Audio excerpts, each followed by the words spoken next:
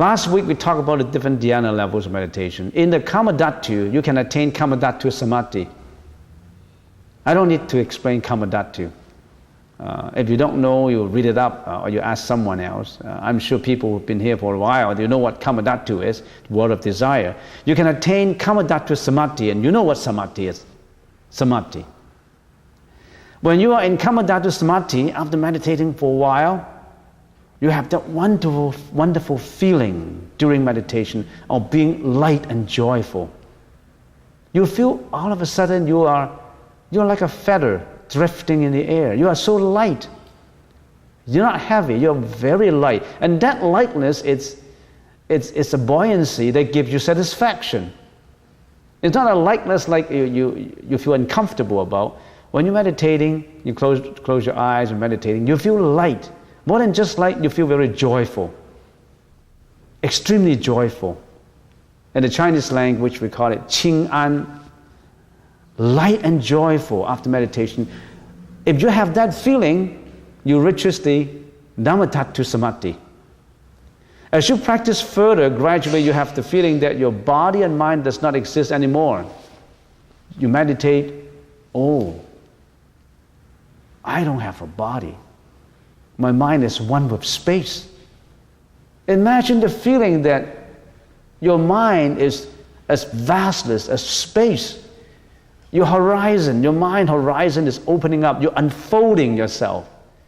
We've been so restricted in our thinking. Our jealousy, our hatred, our greediness, our bitterness, disappointment, sadness, attachment to the past. All these is a closed door prison to you. All of a sudden it unfolds itself. You open that wall of ego prison and you see outside. You're one with space. That's the kind of joy you have. If you reach that level, you're getting away from Dhammatatu Samadhi and get into a Samadhi that is called approximating the first absorption. Absorption means dhyana level. Dhyana, absorption. Dhyana spells D-H-Y-A-N-A, dhyana. Dhyana it simply means the level of meditation. So you're approximating on the first dhyana.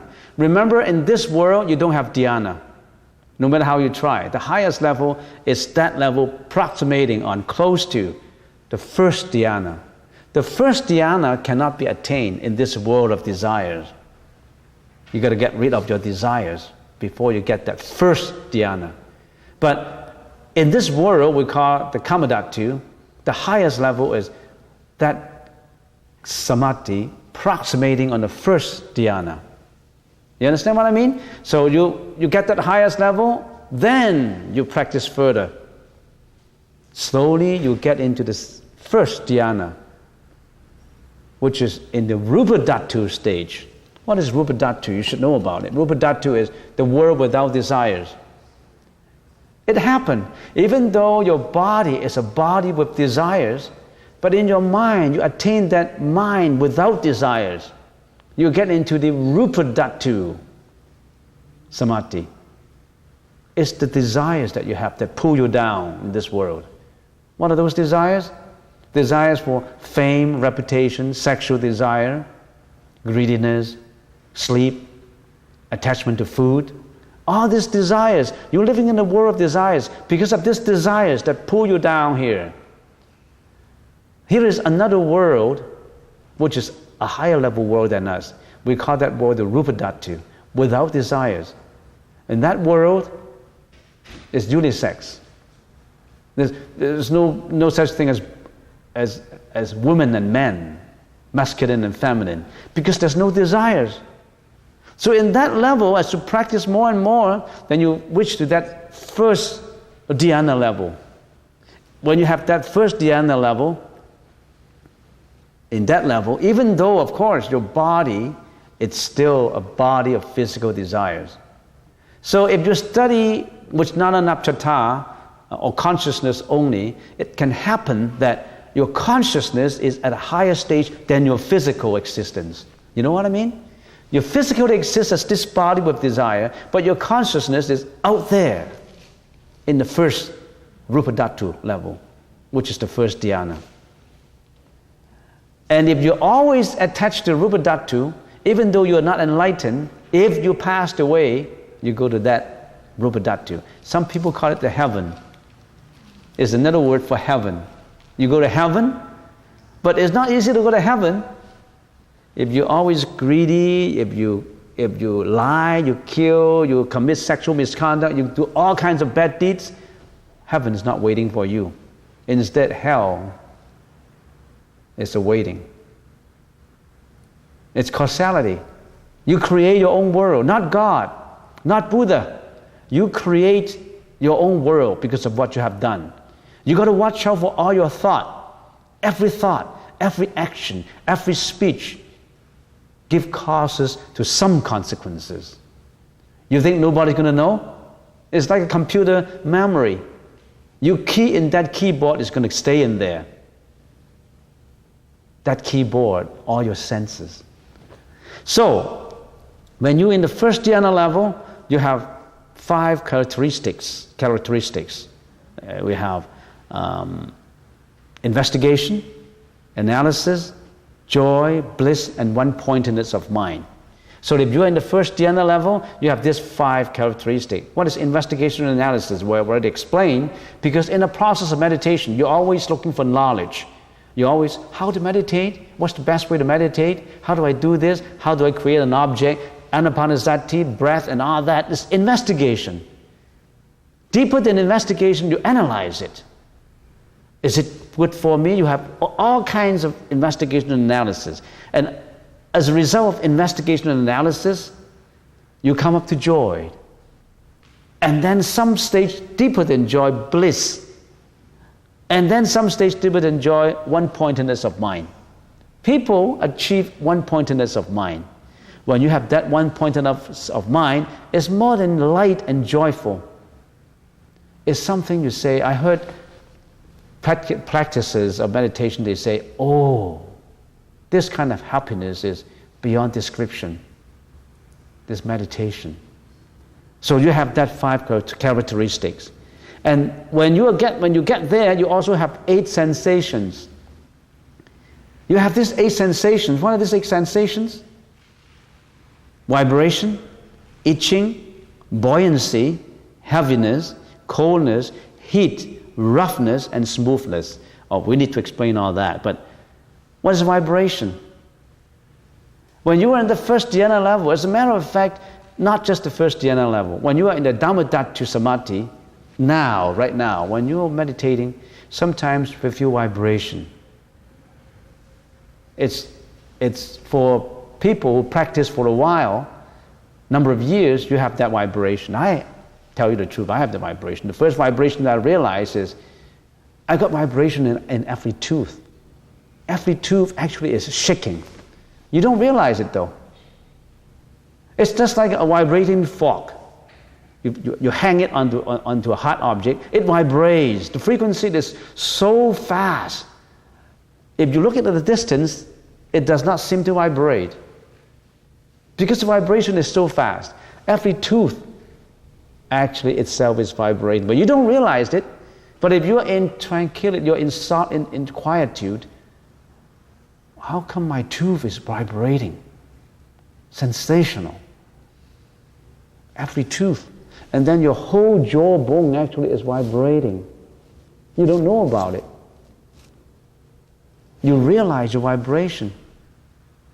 And even if there are some blockages in your jawbone, if you meditate good enough, the flow is good enough, the whole jawbone, all the blockages were broken through, and this vibration is all over the place. Actually, you can feel the vibration in every body cell, vibration in every follicle of hair. You see, every pore in your skin, some have, but some don't have hair sticking out. And sometimes when you are meditating, you feel as if all your hairs stand on ends. Now that kind of standing on end is not getting scared. All of a sudden, all the hairs shoots up. Why? Because the energy shoots out. Your aura all of a sudden gets bigger. Because you have that energy, and it vibrates through your pore of your skin, on every cell. So you feel vibration. The whole body is vibration. You don't realize it until you meditate. If you have that feeling, that's a good sign. But you don't want to attach that to that feeling, mind you. Can I have this vibration? I'm longing for this vibration. Don't create that longingness. Don't create that greediness. Don't create that attachment. Don't create that desire. It comes naturally come. It goes naturally go. Like any attachment. Don't attach to anything. Let it come, let it go. So remember this vibration. Now I've experienced this, every tooth, every cell, every hair is vibrating. And of course, before you get to this subtle vibration, you have the crude vibration first. What is this crude vibration? I can see people who have vibration in here. I'm not going to tell you who. Your body tends to move a little bit like that, naturally. That's a crude vibration. It's a good sign though. It's vibrating. But it's crude, it's not subtle enough. And sometimes your hands move, your fingers move. And my experience is that sometimes you can get up and you just naturally get up and naturally move, and then you go back to your original position. It's natural, spontaneous. It's not that you want to get up and move. And sometimes you may elevate yourself a little bit and you put down. Elevation. I think they call it gravitation. And some people, boop, and then they put down again. So it's a crude vibration, but after the crude vibration, it comes to the subtle vibration. The vibration of every skin, every cell, every hair. So that's just to give an example. And after the vibration, you have a lot of perspiration. You have a lot of sweating. All your palms are sweating, or the whole body is sweating. But that kind of sweating is extremely relaxed, like you have taken a sauna bath, a Turkish bath. But mind you, don't take a cold bath right away.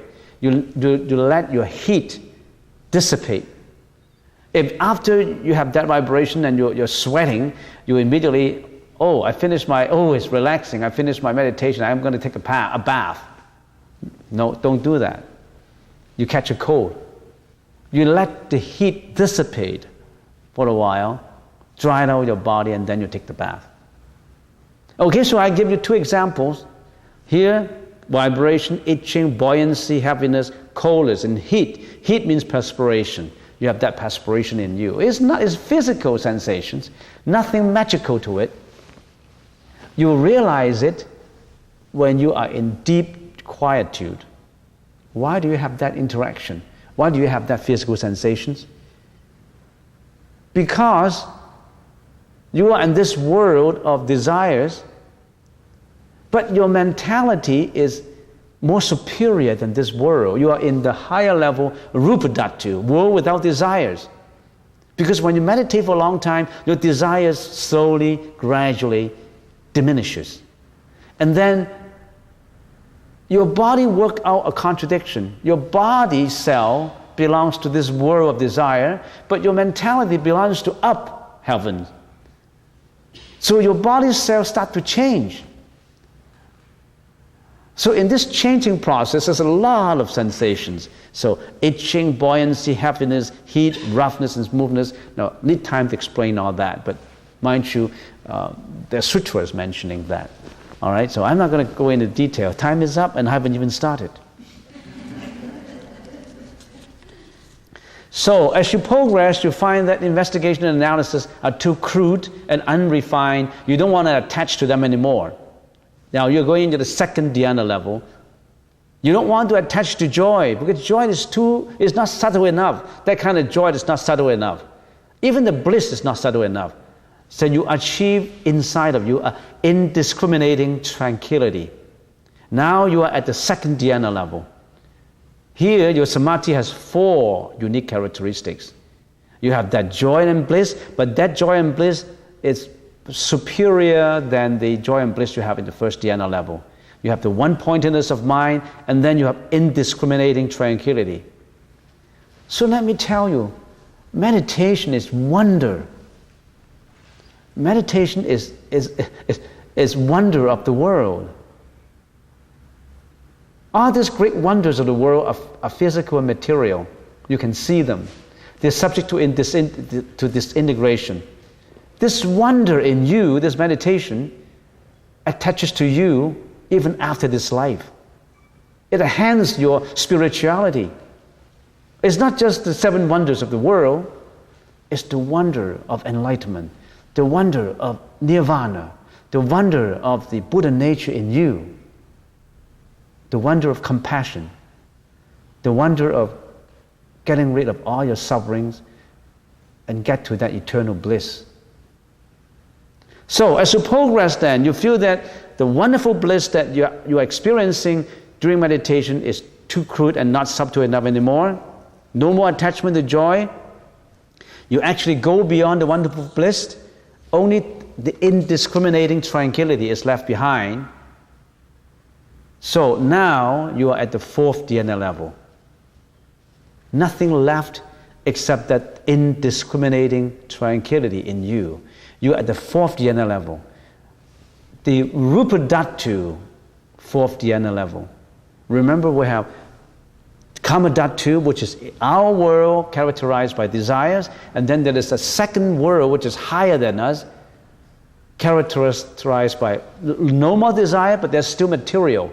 In other words, molecules still exist in there. They still can see, can hear, can touch, but they don't have desire. For that reason, they don't have male and female. No more sexual desire there. That's the Rupa Dhatu. Now, the Rupa Dhatu, the highest meditation level, is the 4th level. Then, is there going to be any higher level? Yes.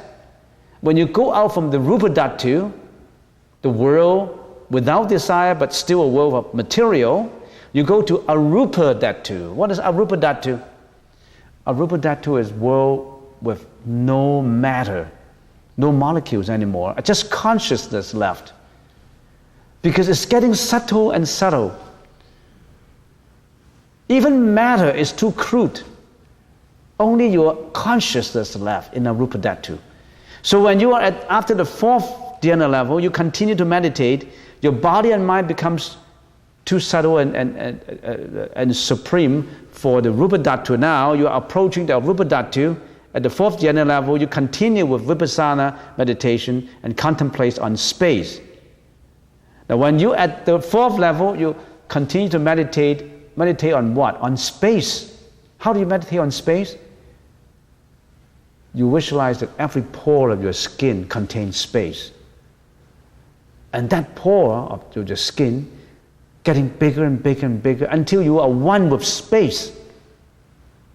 No more any other wandering thought. Every pore. First of all, you start with a small little space in the pore of your skin. And then, all the skin is space. And then that whole space merged together as one space. And this one space merged together with the vastness of space. So, if you're successful, I'm trying to make the long story short. After a long time, you're successful in getting into one with space. You are what? You are in the dhyana of boundless space. So whenever you're meditating, zoom, you are into space. You are with space. To people who never heard about this before, you think it's magical, supernatural. It's not. Many monks, hermits, they got into that level. They got into the dhyana of boundless space. Then, let me continue before we close for the day. I want to finish up today for all these different levels of dhyana levels. Then you continue to practice and feel that your object, the space, is too crude and not subtle enough. You want a higher level. Oh, I'm one with space. But we still have space. It's not right. We still have space. You want to detach space. You don't want to attach space as your object of meditation. You contemplate on what? Who contemplate on space? What is this experiencing subject. And what is this object being experienced?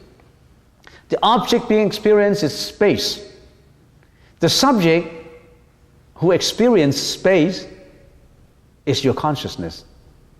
Because you got to have, this meditation is still dualistic, two-sided. Good and bad, tall and short, beautiful and ugly, hatred and love. You're always dualistic. You always have a subject and object. In this case, even though you're in the dhyana of bounded space, you still have space as your object, and you ask yourself, what is this that is experienced at that space? Oh, this is consciousness.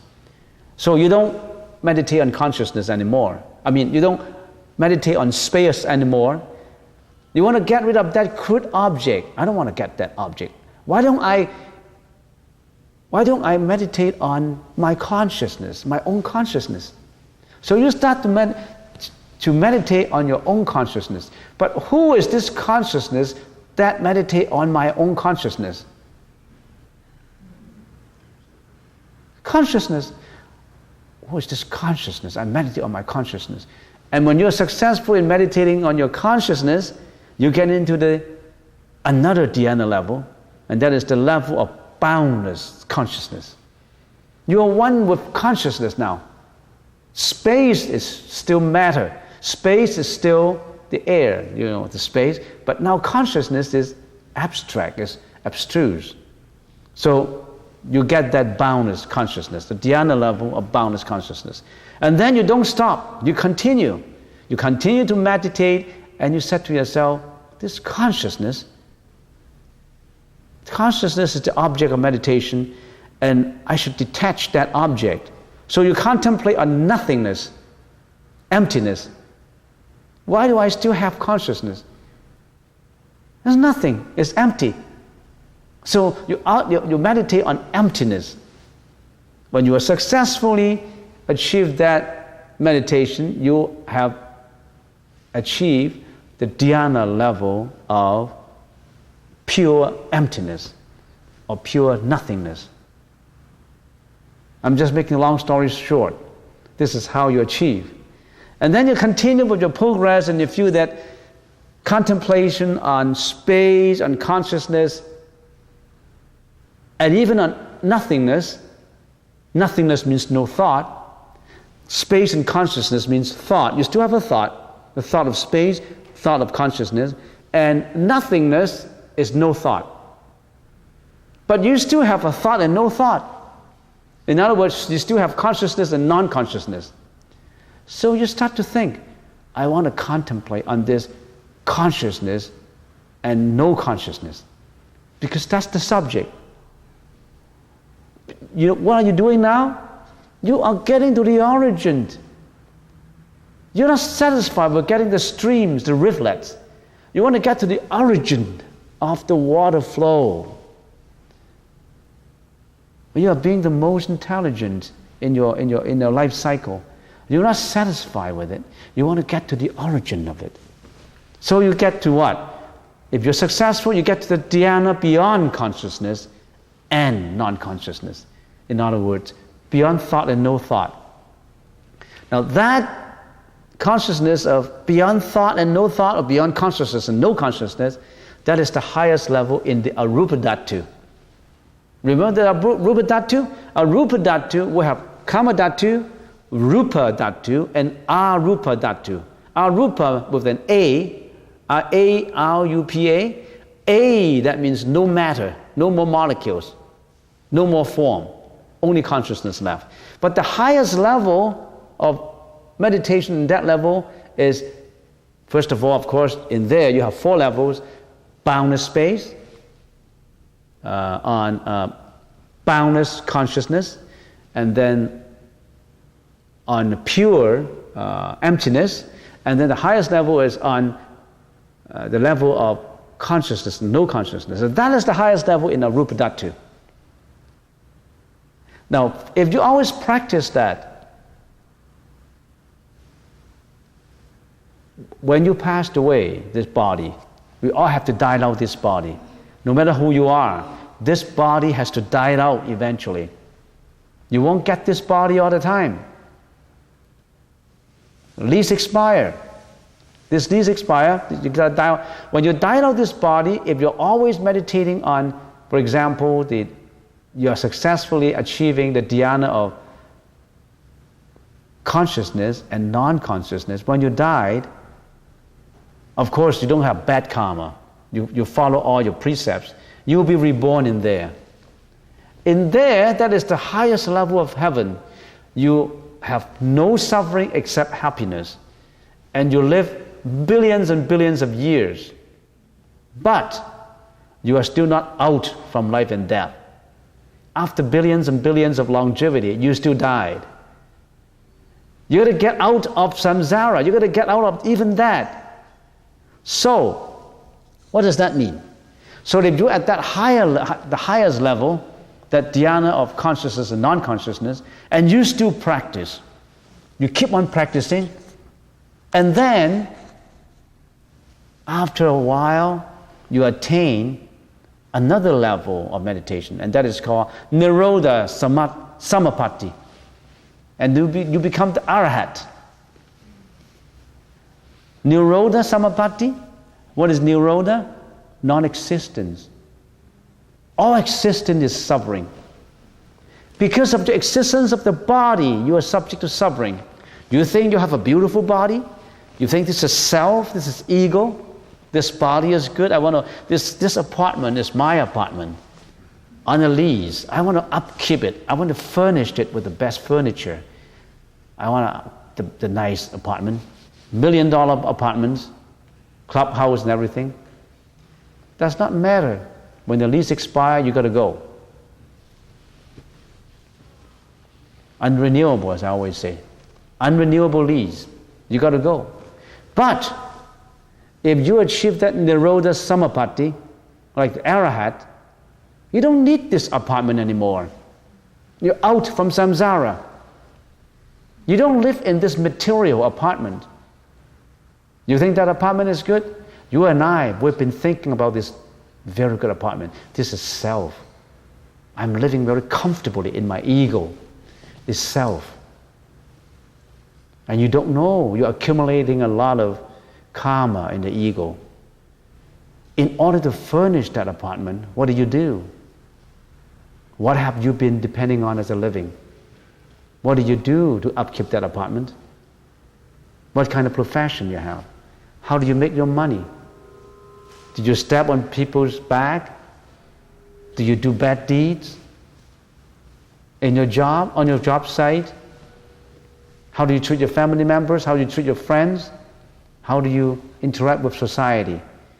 In the process of upkeeping this ego, what do? You've been building up a lot of karma. That karma pulls you down. You will never get out of the 3 levels of samsara. But for those intelligent guys, they practice meditation, they follow the precepts, they have a high morality standard. When they passed away, they go to heaven. The highest is that level, arupadhatu. Enjoy happiness. There's no sadness, no suffering in heaven. But heaven is not the ultimate place you go. You still have to die. You still have the material existence. Existence is suffering. We don't hate existence, but factually, existence is suffering. So, when you have that Nirodha Samapatti, you become the Arahat. And as you go further and further, but first of all, when you become the Arahat, what is the most significant thing that you have done? You have eliminated completely that ego in you. No more ego, no more self, no more I. But that's not enough. You get out of suffering, no more reincarnation. But as you practice further and further and further, you get to where? You get to the Buddha's level. That is the Dharma Talk Samapatti. Because there's 2 kinds of attachment. The first attachment is attachment to the ego. The second attachment is the attachment of the notion of attaching that ego. In other words, you still have that thought in you. You still have the thought of not attaching to the ego. So as you work further and further, as I said, you always found the origin. When you're at the arahat level, you're close to the origin. No more of these off streams of karma. But you're not yet at the origin. But you work further, but you're already out. You're already out from all these off streams now. You won't be pushed to the ocean. All of us are being pushed to the ocean of egoness. When you're meditating, when you are following the Buddha's precepts, working the Buddha's way, you're going up, getting rid of all these streams. Finally, you get to that. You work against this ocean of karma. It all falls at your back. You don't mix with the vastness of the ocean of ego and suffering. You go up and up and up until you find that origin. The arahat is close to the origin. The Buddhahood is at the origin. When you are at that origin, that's nirvana. What exactly is nirvana? We, as temporal beings, we don't know. It's beyond description, beyond words. As a matter of fact, the level of the arahat is beyond words. Many things cannot be explained by words. Here is the barrier of language. Language cannot satisfy everything. As a matter of fact, sometimes languages get you into trouble if people distort what you mean.